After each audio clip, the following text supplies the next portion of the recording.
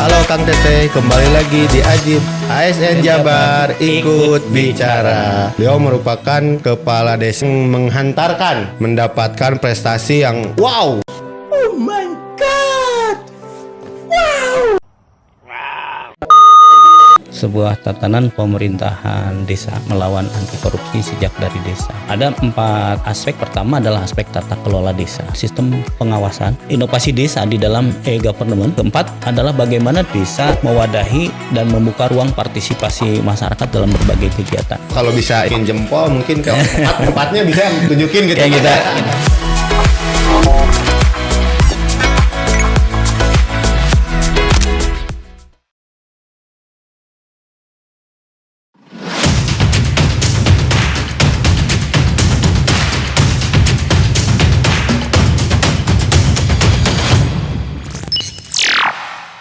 Assalamualaikum warahmatullahi wabarakatuh.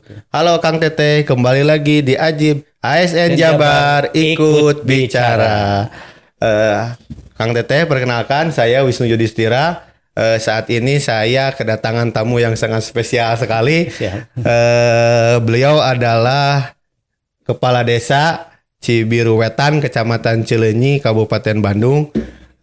Beliau merupakan kepala desa yang menghantarkan Desa Cibiru Wetan ini mendapatkan prestasi yang wow, menurut saya nih Pak keren sekali gitu Pak. Alhamdulillah. Bahwasanya Desa Cibiru Wetan ini mendapatkan penghargaan sebagai desa anti korupsi. Ya. Yang kerennya sekali ini tuh bukan hanya di level kabupaten Pak ya. Ya. Tetapi ini di levelnya itu sudah level nasional di Indonesia gitu ya. Ya. Sebelumnya gitu kita tuh gini Pak, sekedar cerita gitu bahwa sebelum kita mengundang Bapak gitu ya, kita itu sebelumnya mengundang Bu Inspektur Provinsi Jawa Barat Pak, di mana beliau menjelaskan bahwa ada salah satu desa di Provinsi Jawa Barat yang mendapatkan prestasi yaitu desa anti korupsi gitu Pak. Nah untuk tindak lanjutnya kita juga pengen mengetahui gitu Pak, bagaimana Bapak membentuk sebuah desa tersebut gitu ya. Bisa diceritakan dulu Pak bagaimana perjalanan Bapak, tapi sebelumnya saya lupa gitu bahwa belum mempersilahkan Bapak gitu Pak untuk berkenalan gitu. Jadi ini tuh hostnya aja yang istilahnya kalau kata orang Sunda capetang serangan gitu Pak. Tunggu perintah. Mangga Pak, biasa memperkenalkan diri dan jabatan saat ini dan istilahnya menjelaskan bagaimana membentuk sebuah desa yang disebut desa anti korupsi. Mangga Pak. Baik, terima kasih. Bismillahirrahmanirrahim. Assalamualaikum warahmatullahi wabarakatuh. Sampurasun, Akang Teteh. Saya Hadian Supriyatna, Kepala Desa Cibiru Wetan, Kecamatan Cileunyi, Kabupaten Bandung. Itu mungkin perkenalannya. Ya. Ini Pak, mungkin sebelum kita membahas tentang desa anti korupsi ini Pak, Siap. nih biar audiens tuh penasaran gitu Pak ya. Boleh. Di mana sih Pak si desa Cibiru Wetan ini dan bagaimana secara wilayahnya, secara demografi dan topografinya gitu Pak? Ya. Bahwa gimana sih di Cibiru Wetan ini Pak? Mangga Pak. Baik, Desa Cibiru Wetan adalah salah satu desa di Kabupaten Bandung yang masuk ke dalam administratif Kecamatan Cileunyi. Siap. Yang berbatasan langsung dengan Kelurahan Pasir Biru, Kecamatan Cibiru, Kota Bandung. Jadi merupakan penyangga ibu kota dan orang sering bercanda menyebutnya diskotik di sisi kota setik, ya, dekat perumahan mewah yang mepet-mepet ke sawah. Desa Cibiru Wetan memiliki luas wilayah 325 hektar, kemudian topografinya sebagian besar ada di pegunungan berbatasan dengan hutan pangkuan desa. Kemudian karakteristik adalah karena padatnya penduduk itu termasuk desa urban dengan jumlah penduduk 17.071 jiwa. 5.400 kepala keluarga lebih, 19 RW, 5 dusun dan 85 RT.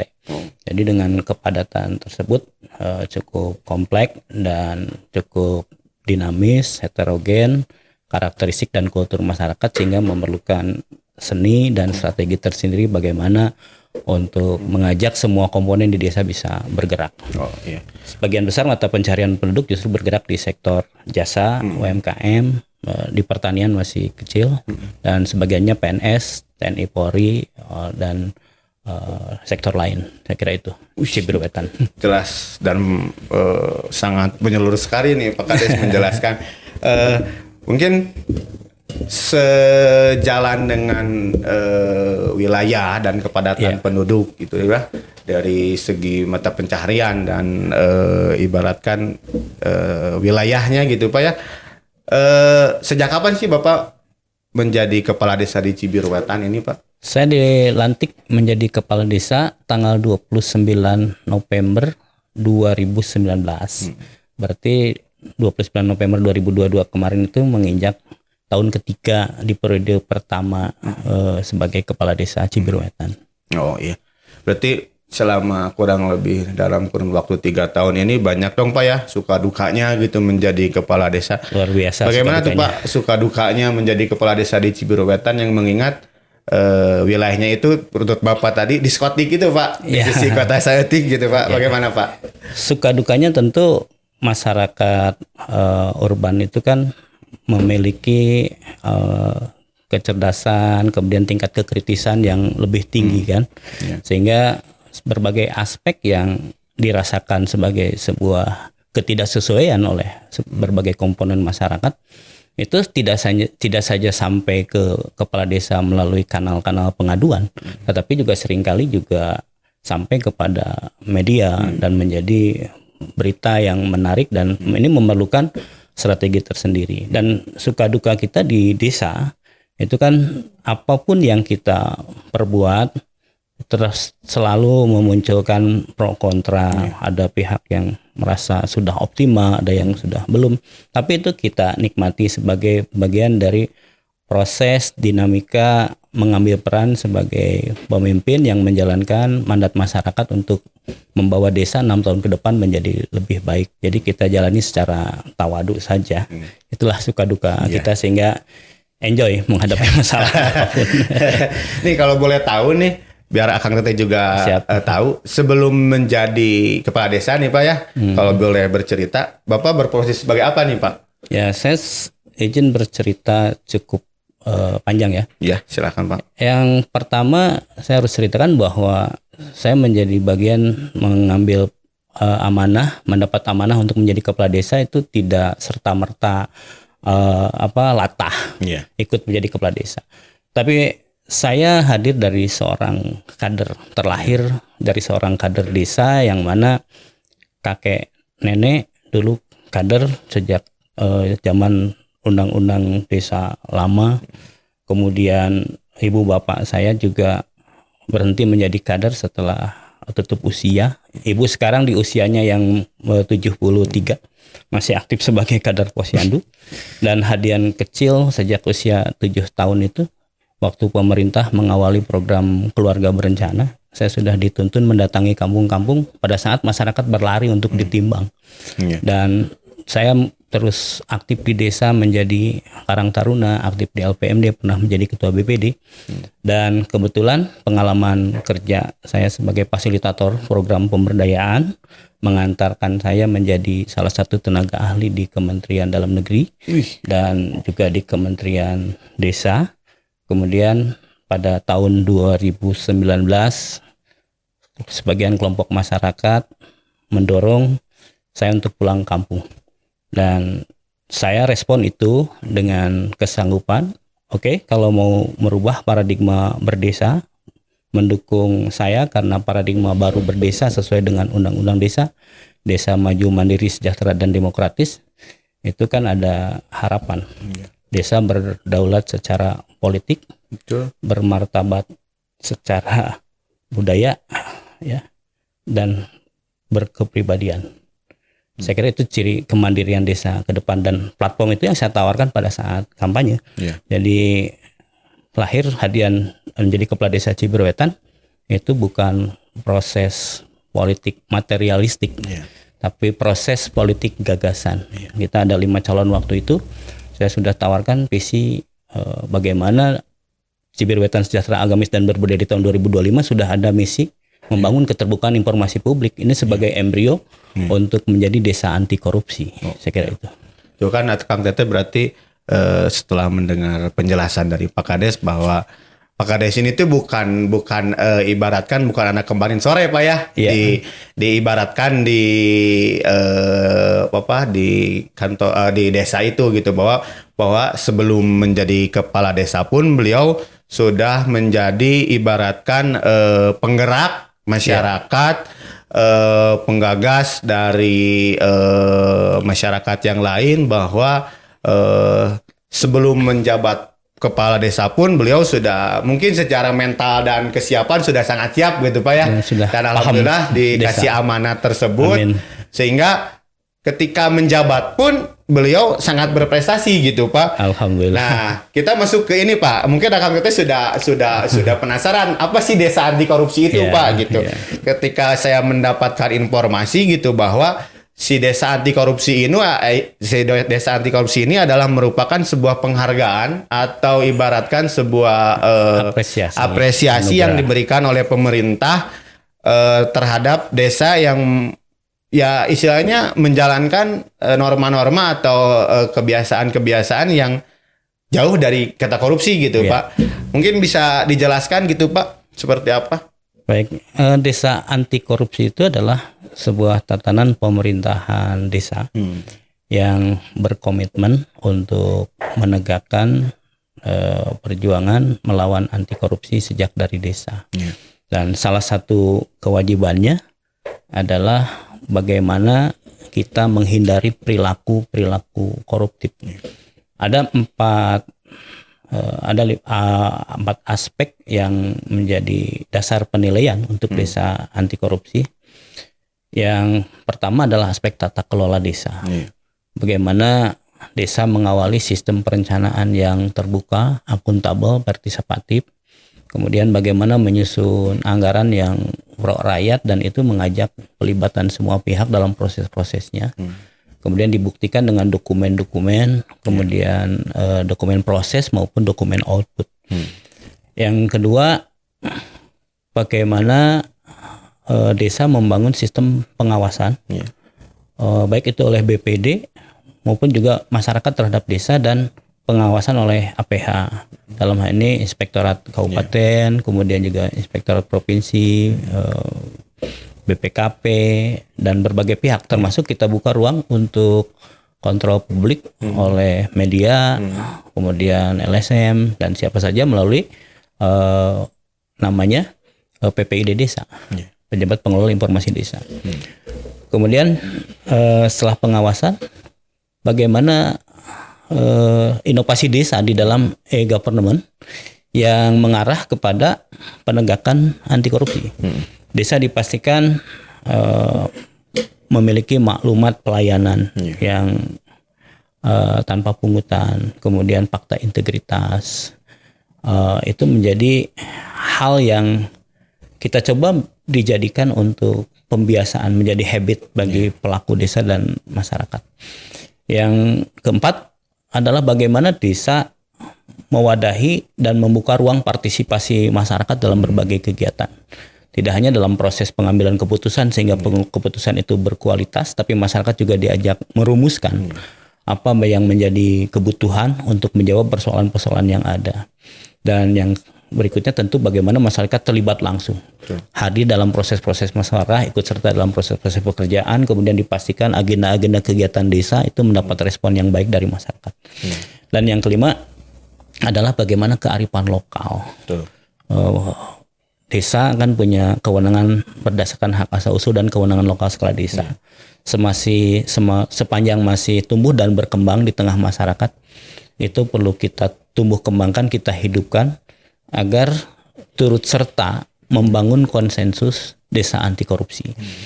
Misalnya ketika kita ada ruatan gunung, kita tidak melihat ruatan itu prosesi musyrik atau apa, tetapi dalam proses ruatan itu digeser menjadi syukuran kepada Allah Subhanahu wa taala atas berbagai nikmat kita mempunyai hutan pangkuan desa yang menopang kehidupan masyarakat. Kemudian kita menegakkan semacam fatwa. Nah, fatwa inilah yang menjadi semangat anti korupsi. Dilarang menebang hutan, kemudian bagaimana kepedulian memelihara lingkungan. Karena salah satu nilai-nilai anti korupsi adalah kepedulian, gotong royong, kesadaran untuk tolong menolong, partisipasi. Itu cermin kultur masyarakat yang anti korupsi. Sehingga di aspek budaya juga kita perkuat. Termasuk desa mengeluarkan peraturan kepala desa rakyat Cibiruetan kudu nyahu. Jadi itu adalah aspek keterbukaan informasi publik yang dinilai oleh KPK. Sekedar tambahan informasi juga gitu Pak ya. Katanya menurut informasi juga gitu penunjang dari desa anti korupsi ini gitu. Desa Cibiruetan juga mengeluarkan aplikasi gitu Pak ya. Kalau tidak salah nama aplikasinya aplikasi Simpel Desa dan Balai Desa gitu Pak ya.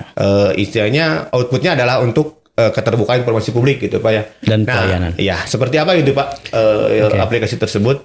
Yang pertama terkait aplikasi Simpel Desa adalah sebuah platform pelayanan publik berbasis Android yang terlahir dan dimiliki desa berangkat dari visi tadi. Terwujudnya Desa Cibiruetan sejahtera, agamis dan berbudaya di tahun 2025. Saya berani loh pakai tahun 2025 sebagai tahun pertaruhan. Kalau gagal jangan ngomong mau 2 kali, ini saja sudah gagal. Betul. Dan otokritiknya bupati sama gubernurnya nggak berani menulis akhir masa jabatan lahir pencapaian visi misi. Sehingga di dalam visi itu diturunkan ke 12 misi. Salah satu misinya ada peningkatan pelayanan dan juga membangun keterbukaan informasi publik. Sehingga digitalisasi desa ini merupakan sebuah keniscayaan. Maka di tahap awal saya menjadi kepala desa tahun 2020 kita mulai menyuarakan tentang kebutuhan untuk digitalisasi desa di aspek layanan dan dilengkapi oleh fitur lain. Maka pilihannya jatuh kepada Simpel Desa. Simpel Desa itu tidak serta-merta desa menjadi pemakai dan pembeli aplikasi. Tapi Cibiruetan mengambil pilihan kita menjadi piloting untuk menguji sejauh mana Simpel Desa itu efektif melayani masyarakat dan kita menjadi quality controlnya. Sehingga kita mendapatkan biaya yang sangat ringan. Jadi di Simpel Desa itu fitur utamanya adalah pelayanan administrasi untuk masyarakat memperoleh pengantar, keterangan, rekomendasi dan surat-surat lainnya tanpa harus datang ke desa. Cukup mendownload aplikasi dan nanti memasukkan nomor NIK, kemudian memilih layanan yang dibutuhkan dan untuk siapa di anggota keluarga itu. Misalnya untuk keterangan penghasilan, atau keterangan untuk bepergian, atau keterangan meninggal, pengantar dan lain-lain. Sehingga tidak ada interaksi dan itu pasti tidak ada biaya. Kemudian platform itu akan mengajak masyarakat mengambil pilihan. Oke, surat setelah jadi diambil sendiri.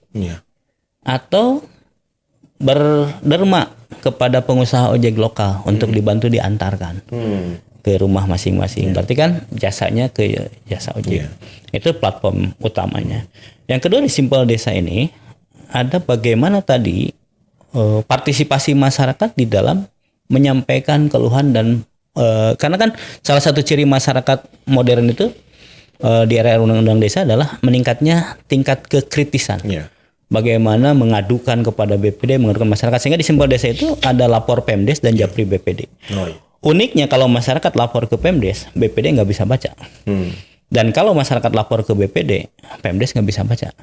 Tapi BPD menyalurkan ke Pemdes dengan bentuk surat BPD untuk permintaan keterangan, klarifikasi, konfirmasi. Begitupun Pemdes ketika mendapatkan keluhan ke BPD mengajak BPD untuk membahas. Berarti ini lebih kepada ibaratkan secara kesimpulannya bahwa aplikasi Simpel Desa ini bukan hanya ibaratkan si garis finishnya itu pelayanan aja gitu Pak ya, tetapi lebih kepada bagaimana ketika saya mendengar penjelasan Bapak bahwa bukan hanya pelayanan tapi di situ ada nilai ekonomis ya Pak ya. Pada dasarnya bahwa ketika yang menerima jasa pelayanan itu tidak bisa atau belum sempat mendatangi kepala desa untuk mengambil hasil dari sebuah pelayanan itu bisa memanfaatkan ibaratkan ojek pangkalan untuk mengantarkan gitu ya. Bahwa pada dasarnya si aplikasi ini pelayanan dan juga keterbukaan informasi publik, pelayanan terhadap masyarakat dan peningkatan ekonomi juga Pak ya secara tidak langsung Ya. dan secara langsungnya mungkin memudahkan masyarakat untuk menerima layanan tersebut gitu. Dan maaf Kang, bukan itu saja ya, Ya. Kang Teteh, bahwa aplikasi Simpel Desa ini ada fitur ekonominya juga. Oh, Jadi sekarang kan Pak Gubernur ngomong tentang era digitalisasi desa. betul. Beliau punya harapan masyarakat tinggal di desa, rezeki kota, ya bisnisnya mendunia. Ya. Nah, sekarang nonsen kalau daya saing masyarakat di era digital tidak kita latih. Ya, betul. Pada saat masyarakat belum punya kemampuan untuk main di platform bisnis digital yang ada, karena kita nggak boleh nyebut nama ya. Gitu. Maka di aplikasi Simpel Desa itu ada fitur grosir desa dan pasar desa. Oh iya. Nah, kalau grosir desa itu terkoneksi dengan pemakai Simpel Desa se-Indonesia. Sehingga barang yang kita upload di grosir desa dari UMKM desa itu dapat dilihat oleh luar daerah.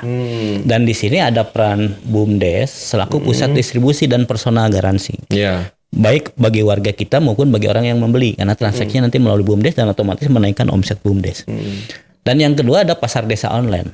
Kalau pasar desa online itu melatih keberanian orang untuk berdigital.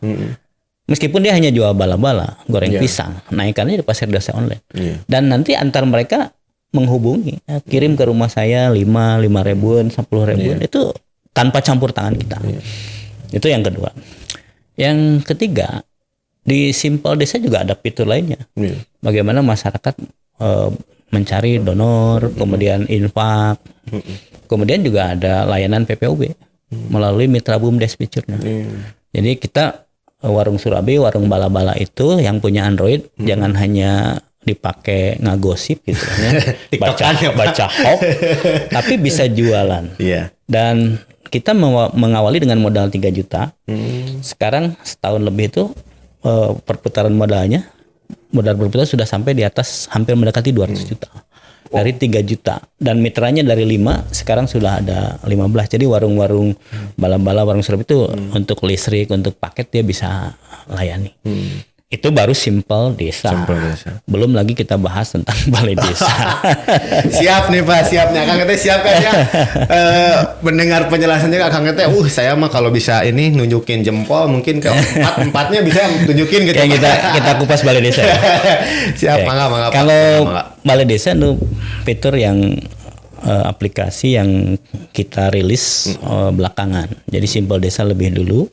Tetapi ini lebih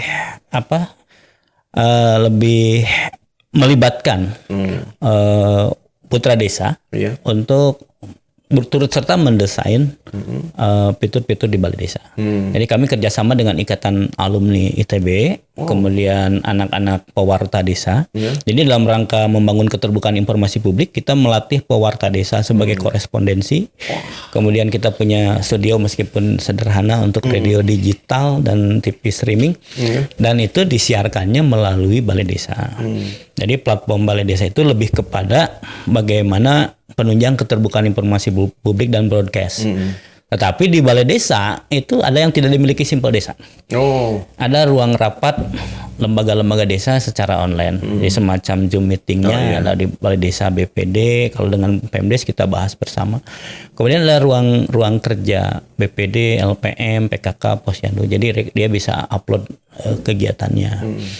Kemudian ada arsip data kegiatan berupa video streaming semua di sana. Kemudian ada penyiaran radio, ada juga galeri BUMDes, dan ada Ojera. Apa tuh Ojera? Ojera itu ojek rakyat. Jadi di aplikabilitas itu akan ada daftar para pengemudi ojek. Kita tidak bisa menyaingi yang sudah mapan karena mahal di dalam server, kemudian juga penggunaan mapnya. Jadi itu kita tidak campur tangan di transaksi dan mapping urusan penjual jasa dan pembeli jasa. Jadi cukup kita sediakan di aplikasi itu daftar tukang ojek. Sehingga saya kalau butuh klik Ojera, tukang ojek yang saya kenal siapa? Misalnya si Ahmad. Terus kita WA, Kang Ahmad antar yuk ke Jalan Ternate. Jalan tol teh kemana? Di map aja. Jadi kita tidak sediakan fasilitasi map dan tidak ikut transaksi mereka. Tetapi kita memfasilitasi agar ojek pangkalannya bisa berdaya saing. Oh. Karena problem sekarang kan bagi masyarakat pada saat akan bepergian, saya butuh, tapi malas untuk melangkah ke pangkalan. Ya, Nah, maka gunakan itu dan mereka bertransaksi sendiri.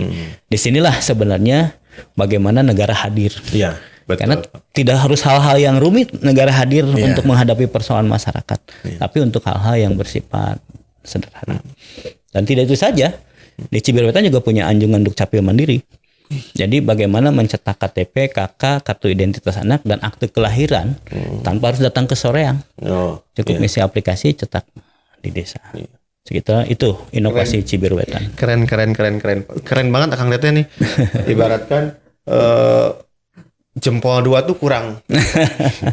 Ibaratkan kalau bisa 10 jempol nih untuk mengapresiasi capaian gitu ya Kang Teteh, capaian yang dibuat oleh Kepala Desa Cibiruetan dan desanya khususnya, bahwa pada dasarnya hadir di tengah-tengah masyarakat, memudahkan keperluan dan kepentingan masyarakat, membantu perekonomian gitu, terus memberikan keterbukaan informasi publik dengan berbagai macam cara untuk ibaratkan masyarakat tahu, oh desa bikin ini untuk masyarakat, desa berbuat ini untuk masyarakat. Nah itu bukan hanya semata-mata dari ucapan belaka gitu Pak ya, sudah dibuktikan dengan output yang saya rasa itu keren banget gitu Pak, dalam artian desa oke bisa kieu gitu Pak.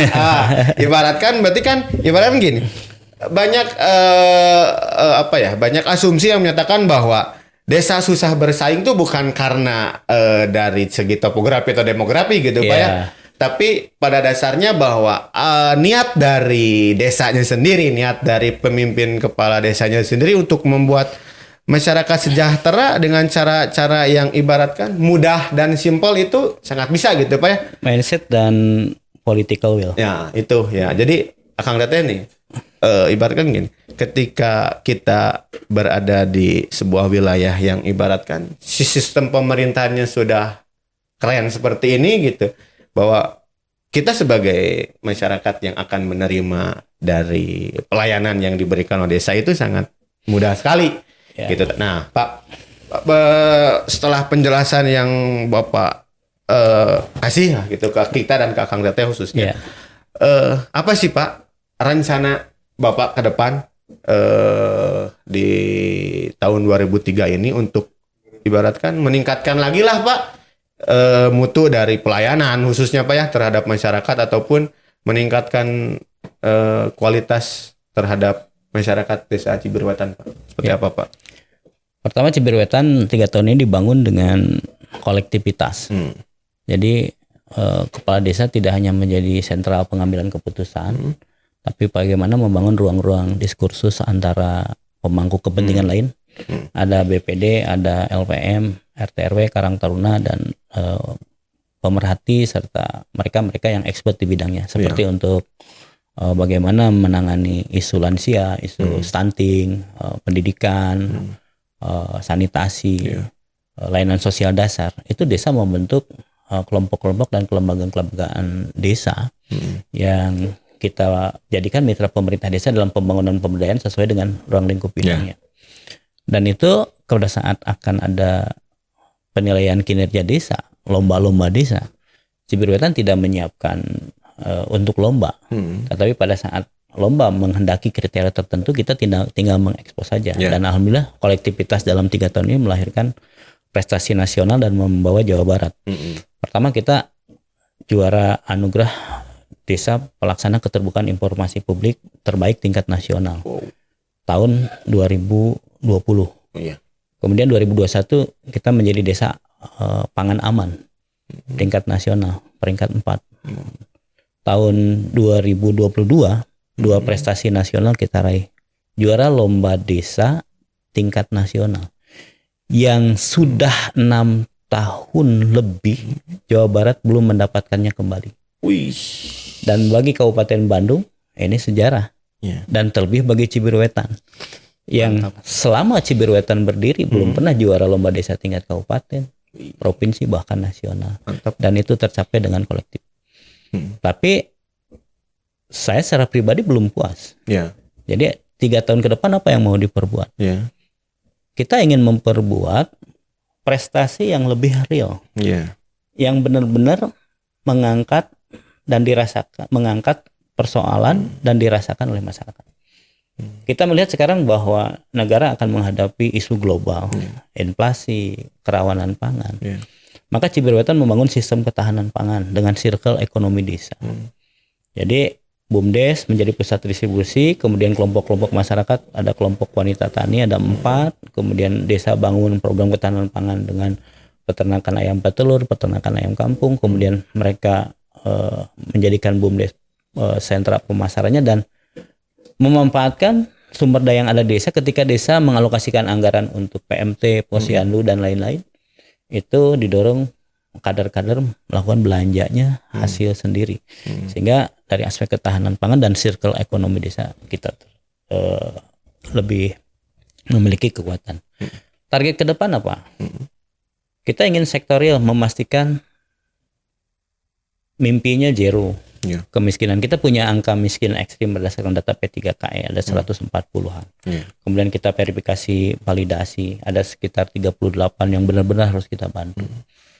Kemudian ketika mereka kita ketahui tidak memiliki lapangan kerja, maka perlu kita ajak bicara apa yang mereka harapkan dan mereka ingin merintis usaha di bidang apa. Sehingga target desa tadi lebih kepada memacu keberdayaan masyarakat, penanggulangan kemiskinan secara real, meningkatkan ekonomi, dan sebenarnya itulah sejatinya prestasi yang lebih kita harapkan jauh dibanding anugerah, piagam, trofi. Bukan kita tidak bersyukur. Tapi kalau itu kan ukuran administratif dan parameternya adalah indikator. Tetapi bagaimana memuaskan masyarakat dan memastikan tingkat kesejahteraan masyarakat dan segala kebutuhannya terpenuhi. Saya kira itu target yang lebih real desa Cibiru Wetan ke depan. Oke. Jadi ini ya Kang Teteh, ibaratnya gini, desa Cibiru Wetan ini tuh udah sangat keren. Masyarakatnya sudah bisa mendapatkan pelayanan yang mudah, cepat, dan ya transparansi gitu Pak. Transparansinya terbuka sekali gitu, informasi publiknya juga sangat keren. Nah, gini Pak, setelah dari informasi dan cerita yang Bapak sampaikan ke kita gitu, apakah ada Pak pesan-pesan kepada seluruh kepala desa di Kabupaten Bandung dan khususnya mungkin di seluruh Jawa Barat Pak untuk mewujudkan benar-benar desa yang mandiri, maju dan sejahtera itu seperti apa gitu? Mangga Pak. Ya, pesan saya sebenarnya guideline pemerintah itu sudah cukup lengkap ya. Dari mulai Undang-Undang Nomor 6 Tahun 2014 tentang desa, meskipun sekarang banyak disuarakan untuk direvisi dengan masa jabatan 9 tahun. Dan bagi saya secara pribadi itu bukan sebuah urgensi. Karena kalau memang pemerintah memandang itu perlu direvisi dengan kajian yang komprehensif, silakan direvisi. Nah, kemudian juga ada panduan-panduan teknis, ada peraturan menteri, kemudian juga ada program prioritas nasional yang harus kita kolaborasikan, ada visi misi gubernur, visi misi bupati, dan janji politik kepala desa sendiri. Itu kan semua tinggal dielaborasi. Karena bicara regulasi itu kan tidak berlaku untuk Cibiru Wetan, tapi semua juga sama. Betul. Hanya tinggal seni bagaimana kondisi real masing-masing daerah, dan apa yang dilakukan tidak harus juga sama persis. Tetapi ada peran besar yang harus dijalankan oleh desa adalah bagaimana kepala desa mampu memperkuat kewenangan desa di bidang penyelenggaraan pemerintah, pelaksanaan pembangunan, pembinaan kemasyarakatan, pemberdayaan, dan bagaimana punya kemampuan dalam penanggulangan bencana, keadaan darurat dan mendesak. Dan itu sebenarnya hal yang mampu diwujudkan oleh semua. Tinggal bagaimana kita mampu mengelaborasi semua komponen. Itu pesan bagi kawan-kawan, dan dalam 3 tahun ini kita bisa menunjukkan dengan kolektivitas bisa. Tetapi ada problem yang bagi saya melihatnya dari sisi masyarakat sendiri harus kita kuatkan. Jadi tidak selalu ketika kepala desa punya komitmen, kemudian stakeholder bergerak, itu dipastikan masyarakat akan bergerak. Tetapi kita tetap harus berupaya menyadarkan masyarakat, membangun kesadaran kritis masyarakat akan hak-hak mereka. Ketika kita buat aplikasi memudahkan mereka, tidak semua masyarakat merespon dan memanfaatkan aplikasi. Tetapi kita harus turun melakukan siaran radio ke RW-RW, menjelaskan, kemudian membantu mendownload. Dan pada akhirnya tetap menjadi pilihan bagi masyarakat mau pakai aplikasi atau datang sendiri ke desa. Karena masyarakat desa yang kultur desanya kuat itu nggak afdol kalau meminta layanan nggak ketemu Pak Kades sekalian ngobrol. Nah itu pilihan bagi masyarakat. Jadi ada problem sendiri setelah desa memodernisasi diri, tapi bagaimana memastikan masyarakat sadar akan hak-haknya. Nah itu yang sebenarnya harus kita bangun. Jadi desa tidak selesai, kami sudah menyediakan urusan selesai, tidak. Seperti juga kita sudah bangun posyandu, urusan selesai, tidak. Tapi bagaimana masyarakat nanti datang ke posyandu, bagaimana posyandu diisi dengan penyuluhan-penyuluhan, bagaimana gaji buruknya ditangani, itu adalah problem yang harus kita antisipasi gitu. Saya kira itu, Kang. Keren banget lah pokoknya Kang Teteh. Nih, oh ya Pak Kades katanya Pak Kades juga akan menerima tamu dari Kedutaan Besar Amerika nih ya. Iya, nanti hari ini jam 11 jam 12 ya. Dari staf ahli kedutaan bidang politik. Dan mereka ingin ngobrol untuk hal yang sama. Topik desa anti korupsi. Mungkin karena Cibiru Wetan terdekat dari Jakarta mungkin karena ada 10 desa anti korupsi di Indonesia. Dan Cibiru Wetan alhamdulillah meraih kategori istimewa 96,16, kita di ranking kedua setelah Banyu Biru. Mungkin menarik karena bagi orang luar kan isu-isu korupsi ini menjadi sesuatu yang seksi gitu kan. Apalagi desa di tengah stigma nih. Stigma, dan saya merasakan banyak stigma negatif dan kriminalisasi terhadap desa. Seperti gini, kami sebenarnya jauh daripada revisi Undang-Undang Desa Jabatan 9 tahun itu ingin menyuarakan stoplah menstigmatisasi desa dengan menganggap dana desa bukan untuk kepala desa, penerima BLT bukan keluarga kepala desa. Kadang-kadang itu tuduhan yang menyakitkan, karena kami masih banyak yang tidak seperti itu. Kemudian stigma bahwa kepala desa korup, banyak kepala desa yang progresif. Dan kalau dihitung kasusnya misalnya, kepala desa kan ada 74.000 lebih. Kemudian kasus yang inkrah misalnya ada puluhan. Berapa persentasenya? Tapi kalau di jumlah pejabat publik lain, dari mulai anggota DPR, gubernur, bupati, berapa orang dibanding dengan berapa jumlah bupati? Persentasenya lebih tinggi, tapi begitu hebohnya. Dan alokasi negara memberikan 1 miliar lebih itu yang belum 10% dari porsi APBN sebenarnya, itu sudah diributkan dan dituntut untuk mencapai kesejahteraan yang optimal. Sementara dinas-dinas instansi tadi berapa puluh tahun lebih tua, support anggarannya itu juga belum bisa menjawab persoalan. Tapi kepada desa demikian kencangnya stigmatisasi, kemudian kriminalisasi. Banyak desa yang mungkin saja karena persoalan administratif, hal yang sebenarnya niatnya benar tetapi lupa mengadministrasikan, itu menjadi makanan berbagai pihak dan ditekan sana sini. Saya kira itu yang harus diperbaiki, bahwa undang-undang desa itu nggak salah, tapi yang salah adalah cara pandang dan penyikapan serta perlunya keikhlasan benar-benar bahwa wewenang desa ini harus diberi keleluasan untuk dijalankan. Gitu. Siap tuh Kang Teteh. Berarti stop kita ibaratkan stop untuk menjudge tipifikasi bahwa desa ini ibaratkan banyak penyelewengan ya Pak ya. Desa itu banyak hal-hal yang ibaratkan negatif, di antaranya negatif itu korupsi, kolusi dan nepotisme. Tapi pada dasarnya desa itu kembali lagi kepada siapa pemimpinnya, bagaimana masyarakat menerima hasil dari apa yang dipikirkan oleh pemimpinnya. Dan ada peran daerah, dinas, bagaimana membina desa supaya seperti ini gitu. Siap. Nah, Kang Teteh, aduh ini tuh terlalu banyak hal-hal yang sangat positif dan baik sampai lupa gitu Pak. Ini waktu sudah ibaratkan tas meeting gitu Pak, orangnya gitu. Nah, Terima kasih Pak atas Siap. kehadirannya di Aji Podcast. Jangan bosan Pak, Ya. jangan kapok, terutama untuk datang ke sini. Siap. Kita tunggu nih Pak dobrakan inovasi dan prestasi yang Insya akan diraih dan didapatkan oleh Cibiru Wetan. Terima kasih Bapak. Siap. Kang Teteh, jangan lupa subscribe, like dan komen sosmed BKD Jabar gitu. Nantikan informasi di episode lainnya di Ajib ASN Jabar Ikut bicara.